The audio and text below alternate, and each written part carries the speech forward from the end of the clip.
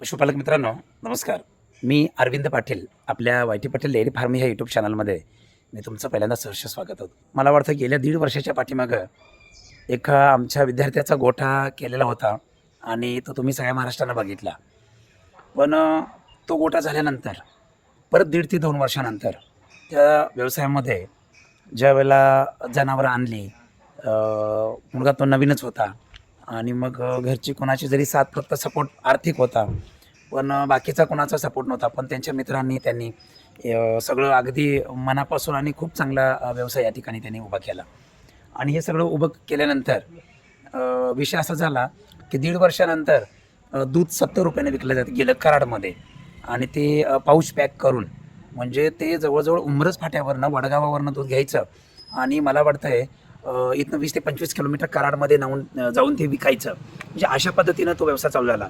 आणि एकंदरीत ते केलेलं काम, ते केलेलं कष्ट आणि त्या मुलग्याचं हे सगळं बघितल्यानंतर त्यानं पुन्हा निर्णय घेतला की पुन्हा जनावरांचा गोठा बांधायचा. तर मला एवढं सांगायचं आहे की हा व्हिडिओ तुम्ही शेवटपर्यंत बघा.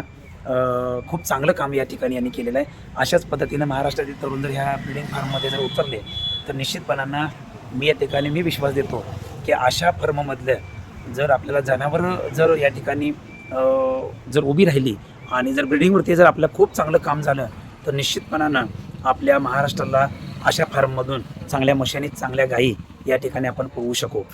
तर सुरुवात एंट्रन्स बघितला तर ह्या गेटपासून मी सुरुवात करतो. मागच्या व्हिडिओमध्ये पण मी या ठिकाणी दाखवलेलं होतं, सांगितलेलं होतं.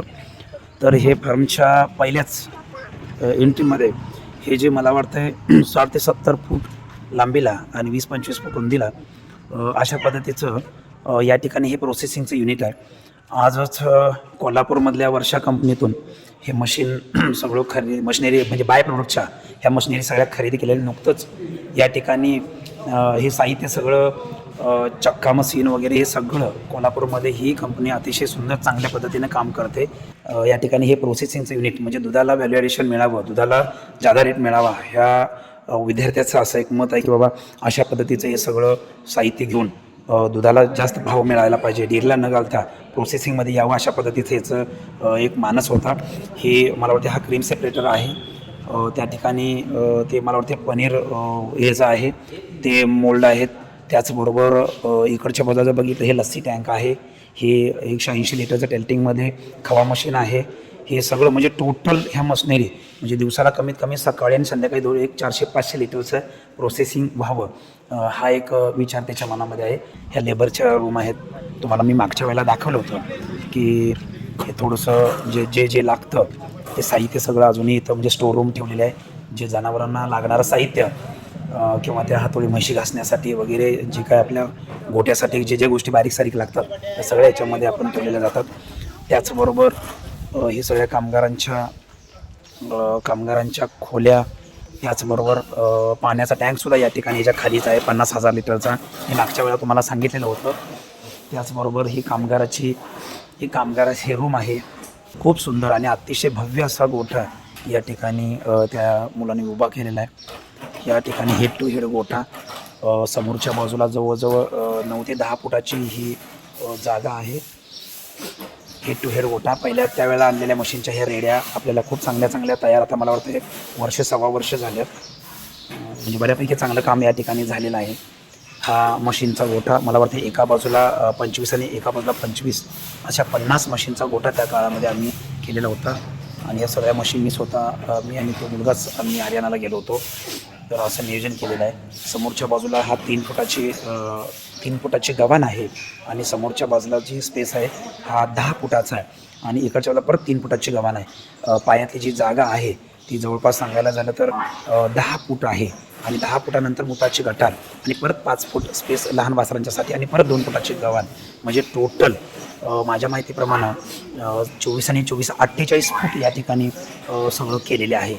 आणि 4 फुटाच्या भिंती बांधलेल्या आहेत आणि वरच्या बाजूला हा रिकामा स्पेस ठेवलेला आहे.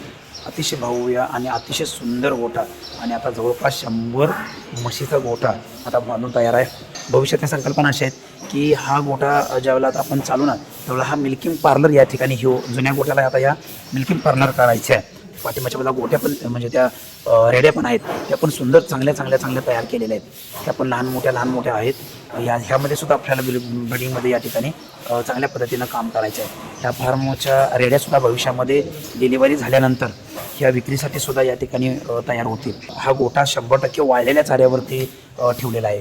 या जनावरांची तब्येत बघितली अतिशय सुंदर आहे. सगळ्या म्हशी 12 लिटरच्या वरच्या ते 15 लिटरपर्यंत आहे. इथं ब्रीडिंगवरती पण चांगलं काम केलं जातं. सिमेंटच्या कांडी पण भरलं जाते आणि हा वळूसुद्धा या ठिकाणी आणलेला आहे. पशुपालक मित्रांनो, नवीन गोठ्याला मी सुरुवात करतो. हा व्हिडिओ शेवटपर्यंत बघा. आता तुम्ही बघितला तो जे आहे ते पार्लर आहे, म्हणजे तिथं दूध काढलं जाणार आणि लहान जी वासरं आहेत ती त्यांना गव्हाण वगैरे सडे करून ह्या मुक्त गोठ्यामध्ये ती वासरं आम्ही या ठिकाणी आता ठेवणार आहोत. आणि ह्या सगळं जे आहे हे स्पेस जेवढा रिकामा दिसतो हा सगळा टोटल या ठिकाणी वासरांच्यासाठी ठेवलेला आहे. आणि ते जे आहे ते कामगारांच्या वगैरेसाठी ते म्हणजे बांधून ठेवलेलं आहे, कामगारांच्या रूम वगैरे. आणि हे पशुखाद्य आणि चारा, वाळलेला चारा ह्याच्यामध्ये स्टोरेज करणार आणि इथं जनावरांना ते खायला टाकणार आहे. तुम्हाला इकडच्या बाजूला जे आहे ते पण मी तुम्हाला या ठिकाणी दाखवतो. ही शॉपी आहे. तर आता आपल्याला म्हशी आता वॉशिंग होऊन आल्यानंतर इकडून ज्यावेळेला जनावर वॉशिंग होणार त्यावेळेला थोडी जनावरं इकडच्या बाजूनं आत जाणार, इकडून आत जाणार, एका बाजूनं आत जाणार आणि दुसरी जी बाजू आहे ती पलीकडच्या बाजूनं ती आत जाणार. म्हणजे अशा दोन्ही साईडनं त्या जाणार. हा मधला स्पेस जो आहे हा सगळा या ठिकाणी दोन्हीकडच्या बाजूला साईडला जाऊन काम करण्यासाठी बरं पडणार आहे. हे जवळजवळ 40-60 बाय जवळपास 35च्या दरम्यानचं हे गोडाऊन आहे. या ठिकाणी पशुखाद्यामध्ये सरकी आहे, गोदरेज कंपनीची समृद्धी गोळी आहे, त्याचबरोबर ह्याच्यामध्ये मका पीठ आहे, चुनी आहे, त्याचबरोबर मला वाटते गोदरेजची सरकी पण आहे. म्हणजे चांगल्या क्वालिटीचं पशुखाद्य घालून चांगल्या क्वालिटीचं दूध उत्पादन करणे आणि त्याच्यावरती प्रक्रिया करून त्याच्यावरती दुधाला चांगला रेट मिळवून देणे हे त्याच्या पाठीमागचा मेन उद्देश आहे. ही म्हणजे वॉशिंग सिस्टीम आहे. जशी मी माझ्या गोठ्यामध्ये केलेली होती, जे गौंडी होते जे माझ्या गोठ्यात जे होते तेच ह्या गोठ्यामध्ये हे केलेलं आहे. आज ह्या वॉशिंग सिस्टीममध्ये सुद्धा जवळजवळ 30 ते 35 फुटामधलं जनावर हे वॉशिंग करून धुवूनच आत जाणार. कारण स्वच्छ दूध निर्मिती आणि कराडला जर दूध पोचवायचं असेल तर अशा पद्धतीने या ठिकाणी दुधाचं उत्पादन हे झालं पाहिजे. किती सुंदर गोठ्याचं नियोजन केलेलं आहे. आणि सगळ्यात महत्त्वाचं काय, गोठ्यातनं निघालेलं जे सांडपाणी त्याची सुद्धा विल्हेवाट म्हणजे इतर शेजाऱ्यांना सुद्धा त्रास होऊ नये यासाठी अगदी आपल्या हद्दीबरोबर हे सगळं नियोजन या ठिकाणी केलेलं आहे. तर असं मॉडेल आपल्या या आजूबाजूला तर कुठलं नाही आहे. कारण पैसा हा विषय नाही आहे, पण आवड किती महत्त्वाची आहे किंवा त्या पोरग्याची जिद्द किती मोठी आहे हे त्याचं कौतुक करण्याजोगं आहे सगळं. तर आता आपण ह्या मुक्त गोठ्याला सुरुवात करायच्या अगोदर हाही बघूया. मगाशी बघितलेलं हे जे गोडाऊन आहे हे पशुखाद्याचं, म्हणजे इथून सगळा चारा वगैरे आपल्याला घ्यावा लागेल आणि ते काय करावं लागेल, ह्या स्पेसमधून आपल्याला टाकावं लागेल.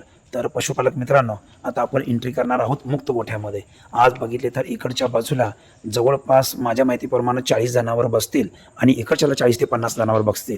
अशा पद्धतीचं 100 जनावरांच्या गोठ्याचं हे या ठिकाणी नियोजन केलेलं आहे. आज 2 टाकी गोठा करत असताना सुद्धा वरती फिटिंगचं म्हणा किंवा सगळं लाईटिंगची सोय वगैरे जबरदस्त, म्हणजे पूर्ण काम या ठिकाणी आता झालेलं आहे. काही दिवसामध्ये आपल्याला हा फार्म अतिशय जोरात एक नवीन भागात एक ब्रँड आणि दुधाची क्वालिटी आणि सगळ्यात महत्त्वाचं दुधाचाही ब्रँड असेल तर ह्या शेतकऱ्याचा सुद्धा या ठिकाणी ब्रँड होईल असं माझ्या बी त्या विद्यार्थ्याला माझ्या शुभेच्छा आहेत. आणि सगळ्यात महत्त्वाचा विषय काय, आता हे सगळं काम करत असताना आपण तिची एक डिझाईन बनवली की भविष्यात ट्रॅक्टरनं जरी चारा टाकायला गेलो तरीसुद्धा काही अडचण नाही. तर ह्या स्पेस हा जवळजवळ 8 ते 10 फुटाचा स्पेस या ठिकाणी ठेवलेला आहे. 3-3 फुटाच्या दोन्ही साईडला गव्हाणी बांधलेल्या आहेत. गव्हाणीच्या पाठीमागच्या बाजूला ह्या पायपा म्हणजे जनावर ह्याच्यामध्ये येऊन येत अडकून बसू नये म्हणून ह्याच्या पायपा पण आपण 7-7 फुटाला उभा केलेल्या आहेत. टोटल सांगायला झालं तर 4 फूट. कॉन्क्रीटच्या वरच्या बाजूला जे काय बांधकाम आहे, आता कॉन्क्रीटपासून ही पाईप जी आहे हे टॉप लेवलला ही 48 इंचावरती येत आहे आणि त्याच्यावर GIची पाईप 2 इंच मारलेलं आहे. म्हणजे हे टोटल GIमध्ये काम केलेलं आहे. म्हणजे इथून ते खाली तळापर्यंत 48 इंच आहे आणि त्याच्या खाली जवळजवळ 12, 14, 15 इंच आपण घातलेला आहे.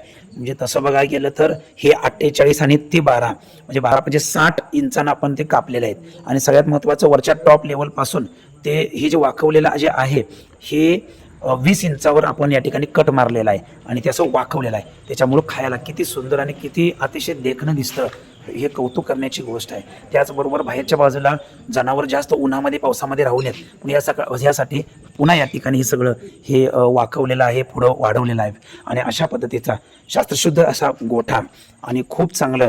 भविष्यामध्ये आमची चर्चा तीच झाली की इथून पुढं ज्यावेळेला आपण व्यवसायामध्ये काम करणार त्यावेळेला हे काम ताकदीचं व्हावं, हे काम चांगल्या ब्रिडिंगमध्ये व्हावं, हीच ह्याच्या पाठीमागची तळमळ आहे ह्या विद्यार्थ्याची. सगळ्यात महत्त्वाचं इकडच्या बाजूला 24 तास पाणी पिण्यासाठी दोन्ही साईडला हे बॉल वॉल सिस्टमसुद्धा या ठिकाणी आपण तयार केलेलं आहे. 6 फूट लांबीला, 4 फूट रुंदीला आणि उंचीला 2 फूट अशा पद्धतीचा हा बॉल वॉल टाकून हे पाणी पिण्यासाठी एक सुंदर काम या ठिकाणी आपण हे सगळं उभं केलेलं आहे. तर इकडच्या बाजूला 1.25, आता नियोजन कसं झालं, 100 जनावरांचाच गोठा झाला तर 100च्या 100 दुधामध्ये राहणार नाहीत, तर इकडं 25 जनावरं आणि पलीकडच्या बाजूला इकडच्या बाजूला ही 25, म्हणजे इथं 50 जनावरं या ठिकाणी इथं राहणार आहेत.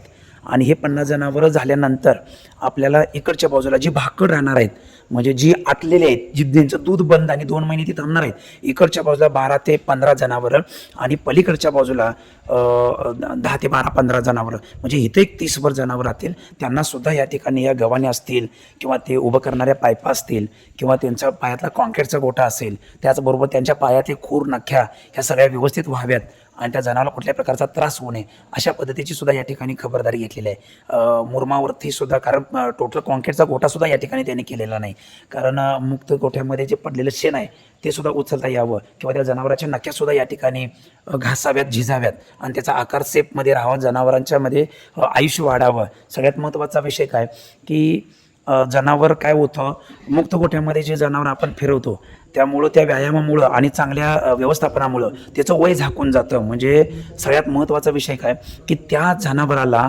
आयुष्य वाढतं. हे अतिशय महत्त्वाच्या गोष्टी.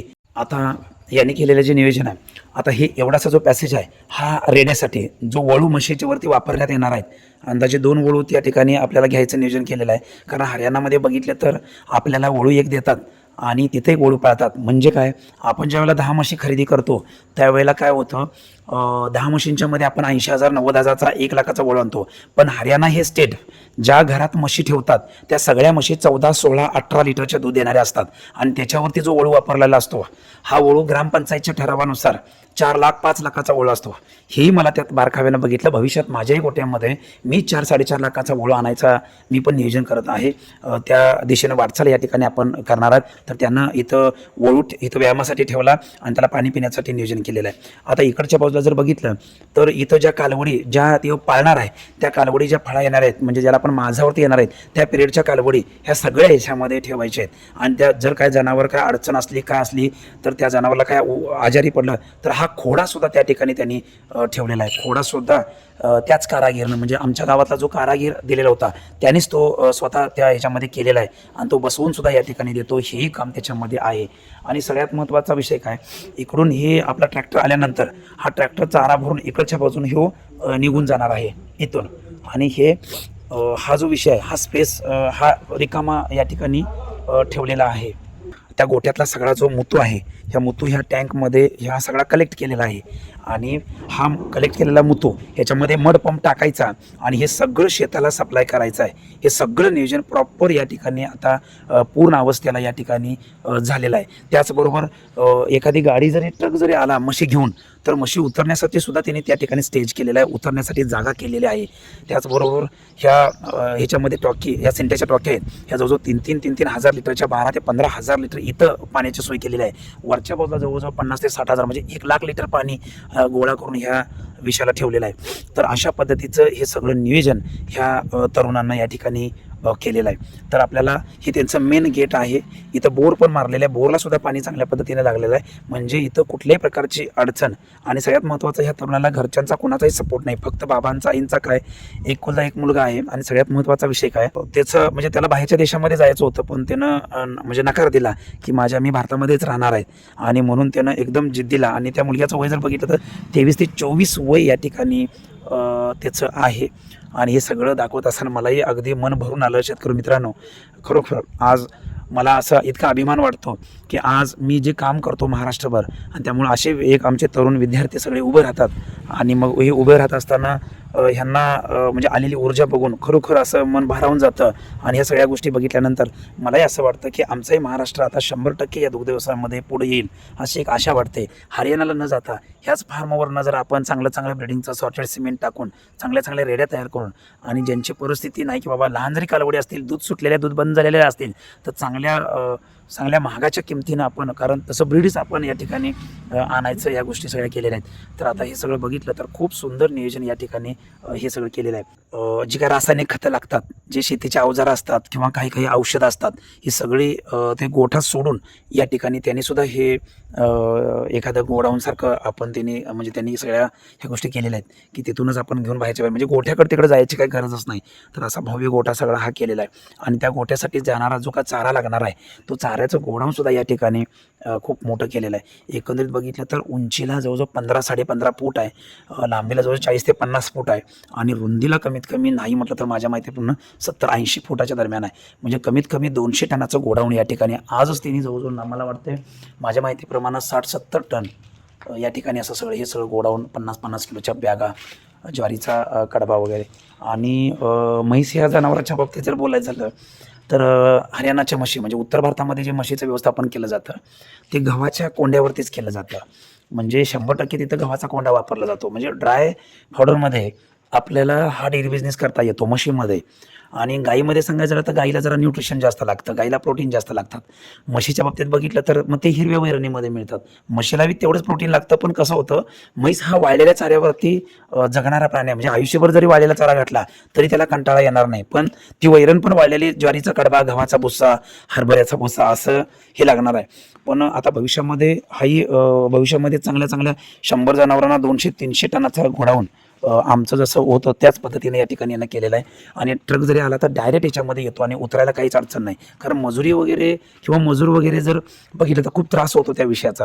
म्हणजे इथं काय केलं आहे, तंत्रज्ञानाचा वापर करून मनुष्यबळाचा वापर कमी करायचा कसा, ह्याबद्दल आपण विचार केला पाहिजे सगळ्यांनी. तर इथं आता चालूला त्यांनी केलं आहे एक बाबा देशी जनावरांच्या बाबतीत त्याचंही प्रेम त्याच्यावरती आहे. त्यांच्या बाबाने किंवा त्यांनी असा निर्णय घेतला की इथं देशी वगैरे म्हणजे याचा अर्थ असा की खिलार वगैरे ही जनावरं पाळायची. तर असं काम त्या ठिकाणी त्यांनी खिलारचं या ठिकाणी केलेलं आहे. हा विषय अतिशय महत्त्वाचा आहे की देशी पण जनावर आपण एक दोन का असं ना पाळलं पाहिजे. मला कमेंटसुद्धा येतात. मी एक गीर गाय एक घेतलेली आहे, पण काय होतं, खिलार ही गाय जरी आपली भारतीय वंशाची असली तर त्याच्यापासून उत्पादन पण आपल्याला चांगलं वळूचं वगैरे ह्या सगळ्या गोष्टी मिळतात.